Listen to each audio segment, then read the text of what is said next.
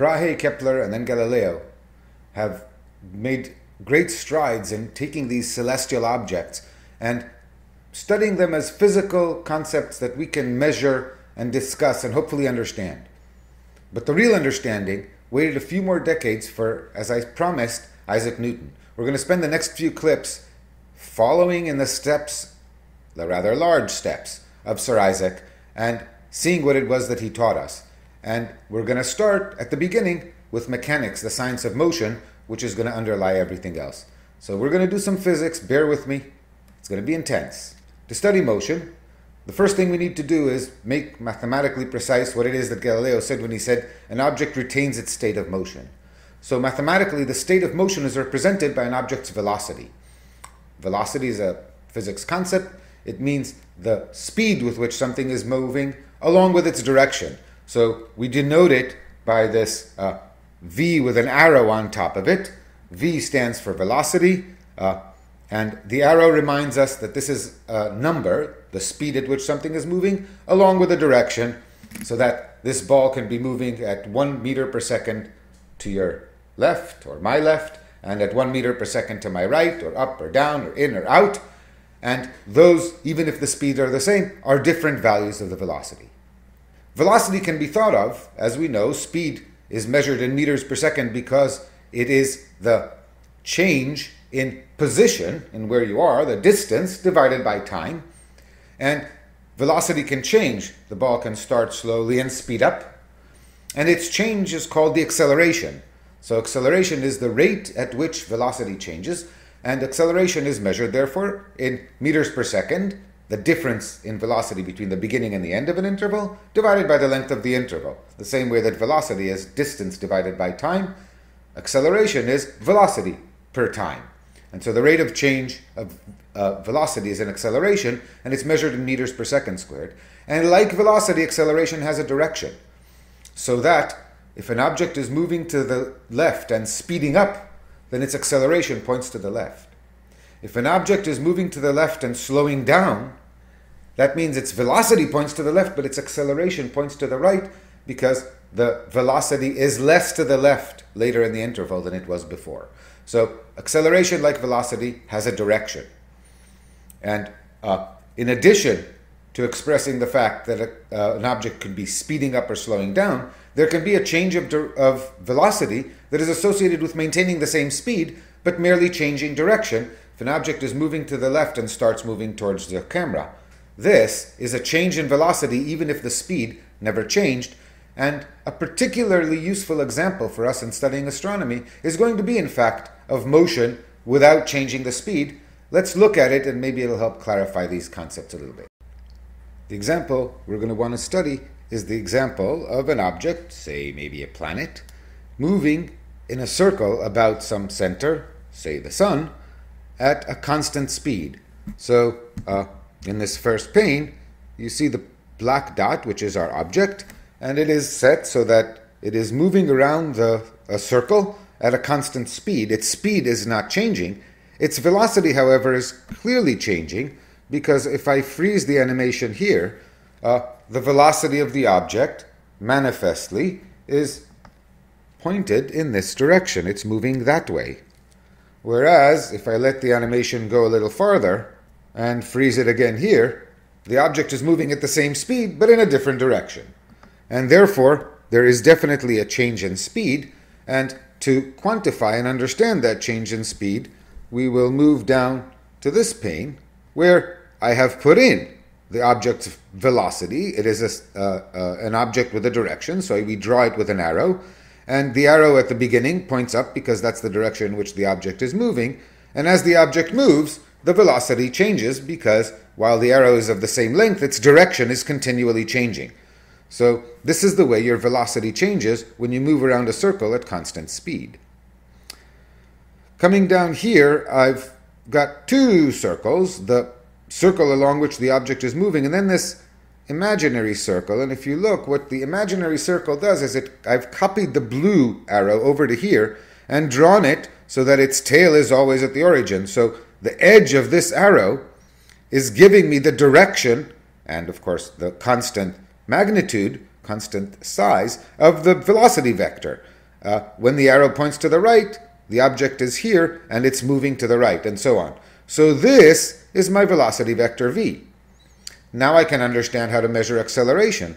Acceleration is going to be the rate of change of this vector, so that if I freeze the animation at any given point, I can see what's going on.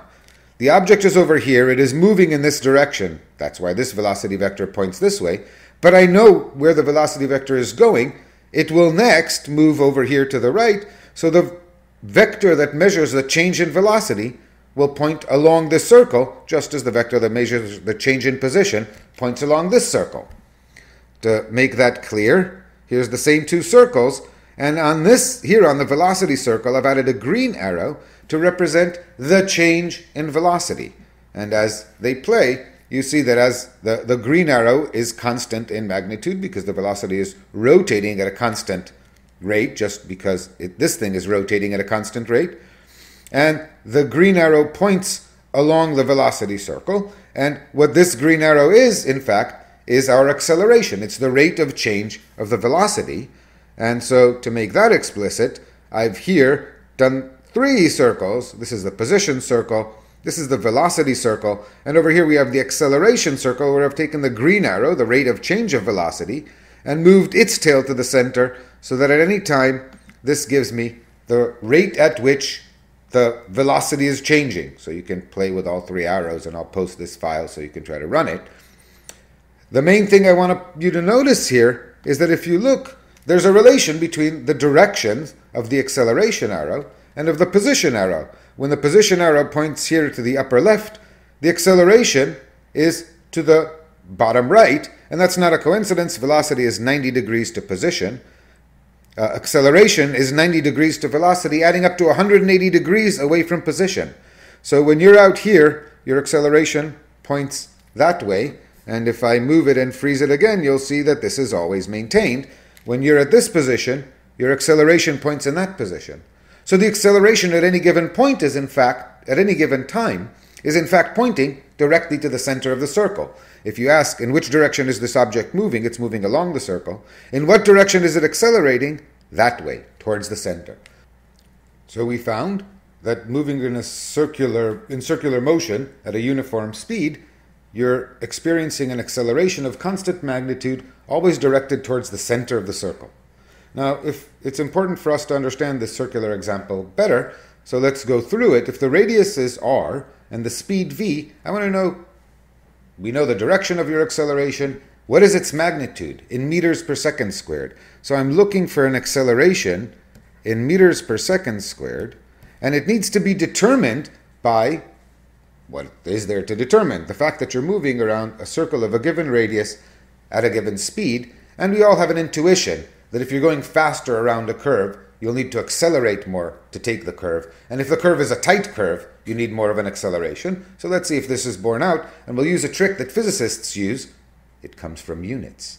We're going to do what we call dimensional analysis. We need to find some combination of r and of v that could, in principle, be an acceleration. And it turns out there's only one. Because if you think about it, r is measured in meters. It's a length. V, being a velocity or a speed, is measured in meters per second. We need to fashion out of these something that could potentially equal a. And it's clear that the only way we're going to get seconds squared in here is to take the square of the velocity. So write the square of the velocity. This is a good idea, but that has units of meters squared per second squared, because it's the product of two things with units meters per second. So that's not quite right. This does not have the right dimensions, but we need to clean out the meters, and to clean out the meters, we can simply divide by r, which is measured in meters. Now, dimensional analysis doesn't always give the exactly right answer.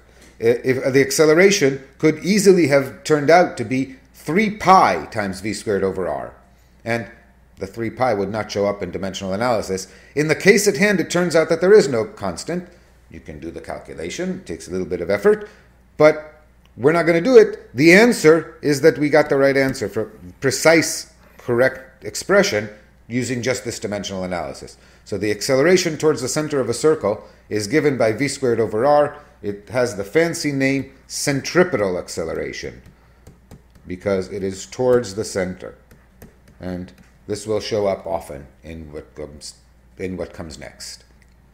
We now have a nice way to state Galileo's principle of inertia. An object upon which no external influence acts moves with constant velocity, or equivalently, has zero acceleration.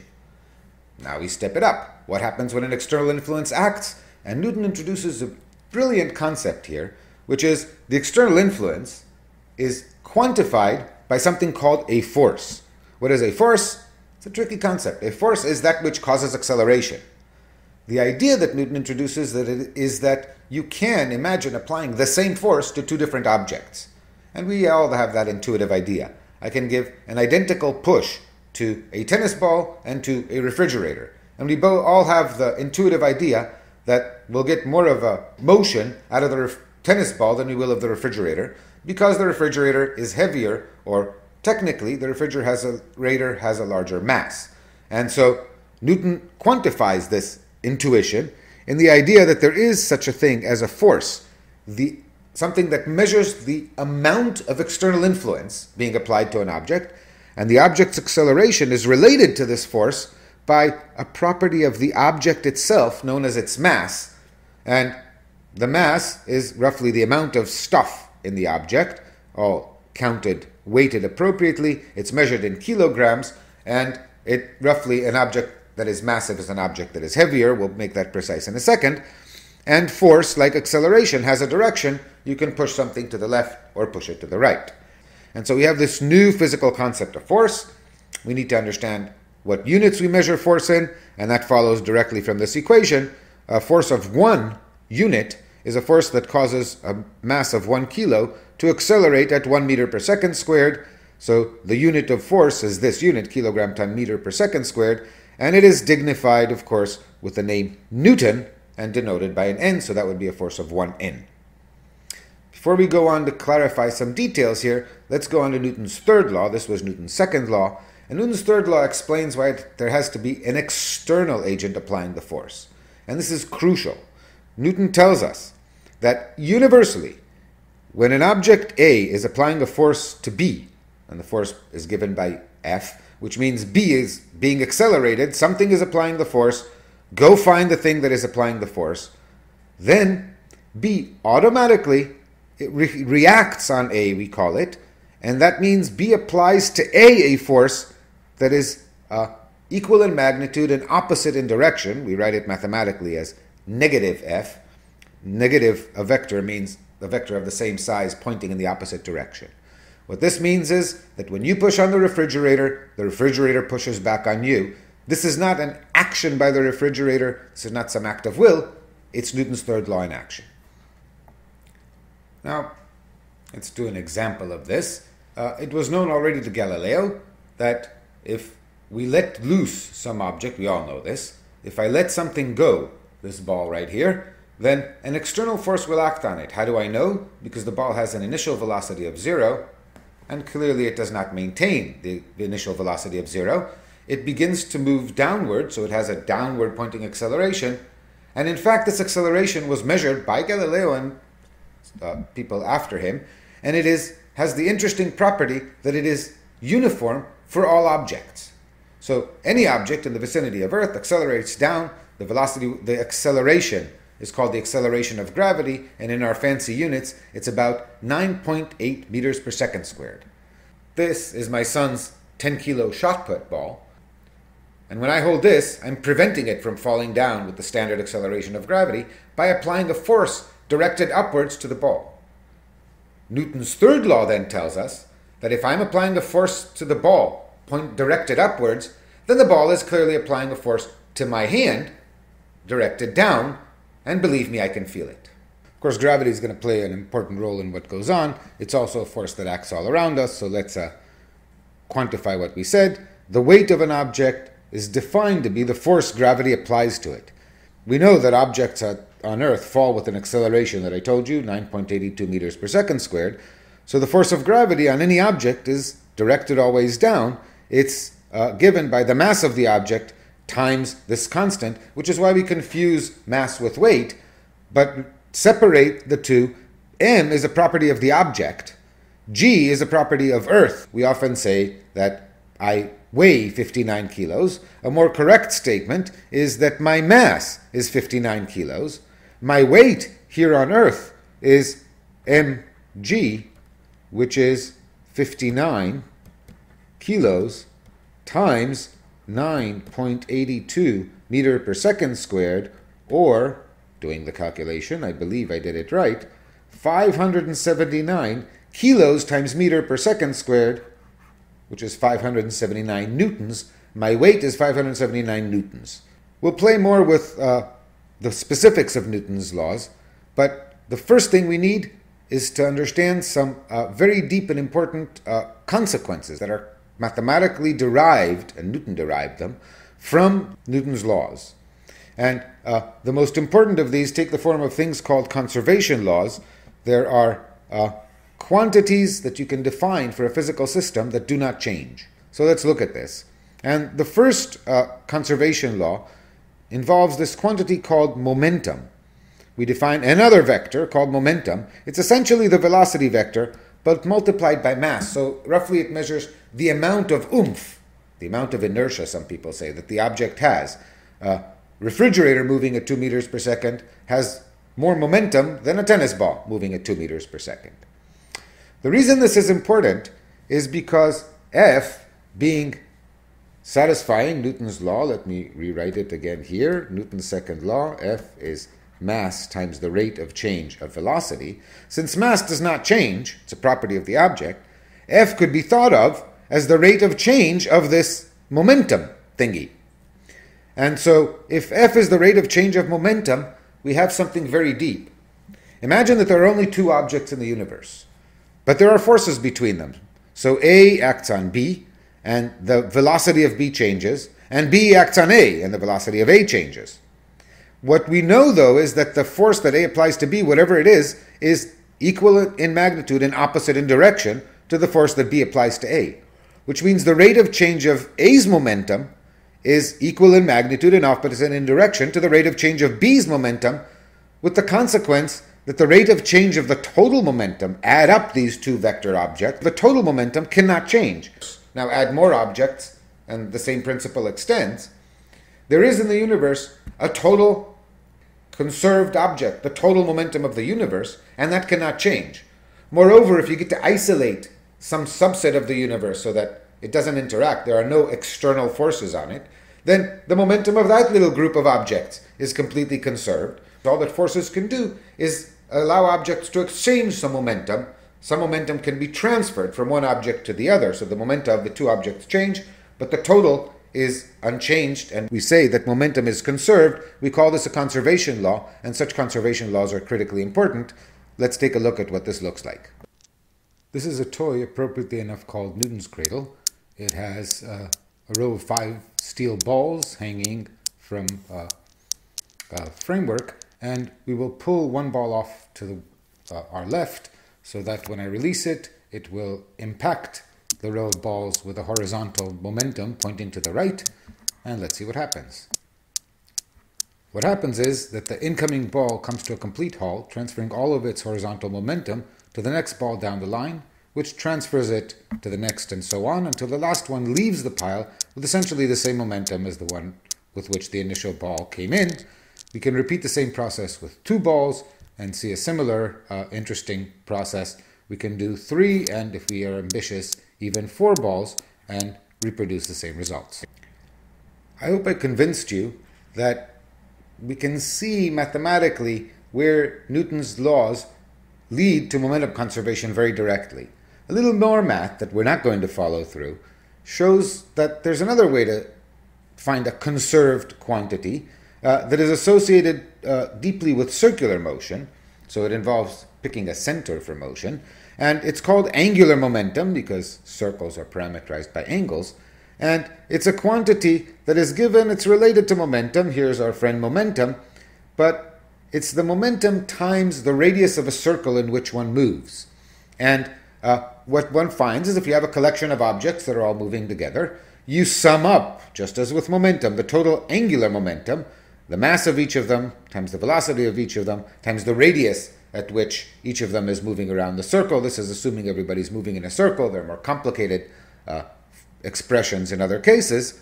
Then this angular momentum is also conserved in that it can be traded between different parts of a system, but the total is conserved.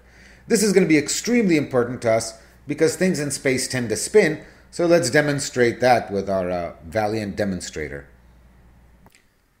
Standing on a platform and holding out some weights, I have my friend Derek start me spinning slowly, and what we see is that as I pull the weights in, they have a significant factor of m, and I'm making their r smaller. My angular momentum is conserved by making all of me spin faster, and I can control my speed. When I pull my arms out, I slow down. When I pull them in, I speed up again. This is a great demonstration of the conservation of angular momentum, if not perhaps of exceptional physical grace. There's another conservation law that you can show follows from Newton's equations. Imagine an object upon which the only force that acts is gravity, like this rubber ball when I throw it up and down. So as long as the ball is in the air, essentially gravity is the only force acting. And what we know is that when I throw it, as it moves up, it'll slow down, and then as it comes down, it'll accelerate, moving down. This is formalized in the following statement. It turns out that if you form the combination m times g times h, where m times g is the force that gravity applies, and h is the height of the object above something, my hand, the thrower, it doesn't really matter what, we'll show why. And if you take this quantity, which we call gravitational potential energy, and add to it this combination of speed and mass, m times v squared over 2, this combination is called the object's kinetic energy, then the sum of both of these is constant. As h increases, the object slows down, because that's how gravity works. And as it falls down, it speeds up. And this mathematically expresses this. Notice that it's clear from here why I could have measured the height from the floor or my hand or the bottom floor of the building. It doesn't matter. That just adds a constant that never changes. So adding a constant to the energy until very late in this class will be completely irrelevant. Now, this is very nice, but it's only true if the only force acting is gravity, and in general there are other forces that act. And so in general, this conservation of energy is violated. But not really. What really goes on is that whenever there is another force other than gravity acting, a typical example is friction. If I roll my chair back, it slows down. It had kinetic energy, and the energy disappeared. Where did the energy go to? Well, if you listened closely, you could have heard that some of it turned into sound energy. It's also true that there is friction in the bearings of the wheels, and that converts some of the energy to heat. Heat is a form of energy, and friction is a force that converts kinetic energy very happily into heat. So there are many different forms of energy: sound, light, heat, chemical energy, electric energy, nuclear energy. We will talk about all of them in turn. They'll all show up. When you add them all up together, it turns out, in any process, the total energy in the universe is conserved. And again, if you isolate a chunk of the universe from the rest, then the total energy in that chunk is conserved. Energy is neither produced nor destroyed. This might come as a surprise to all the politicians who talk about the need to produce energy or conserve energy. Both of those are political terms, but scientifically, energy can neither be produced nor destroyed, and it can be conserved. In fact, it always is. It's a very important concept to us. Let's remember the units in which we measure energy. So they follow from this equation. Energy is measured in units of kilogram times meter squared per second squared. If you plug it in, you'll see that both of these terms have the same units, which is good because otherwise adding them up would make no sense. And this is dignified by the name joule and indicated by a J. So this is joule. And it's hard to have exactly a sense for how much a joule is. So let me help you by perhaps suggesting the following idea. Our body, to push this chair back and forth, to move my arms, I'm producing kinetic energy by converting chemical energy from the food I ate. And we measure the energy content of food in calories. We all have some sense of what a calorie is. So 1 joule is about 4.2 calories. Fun demo of conservation of energy. is this bowling ball pendulum. I'm holding it up against my face. It's got potential energy because the angle elevates it from the floor. I release it. It acquires potential energy, swinging it to the other side, converting it back to potential. And when it comes back, if energy is conserved, it will not go any higher than it did before, and therefore will not smash my face. Let's try it. This is it. Those are Newton's laws. I don't know if you appreciate what I mean by this is it, but by the end of this class, I think you'll have a deep understanding of this. In a very real sense, this is all of science. Certainly all of physical science.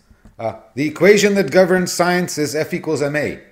The rest of certainly a century of physics is figuring out the details in the sense of figuring out M, what kind of objects are in the universe, what do forces act on, and figuring out F, what are the forces between various objects.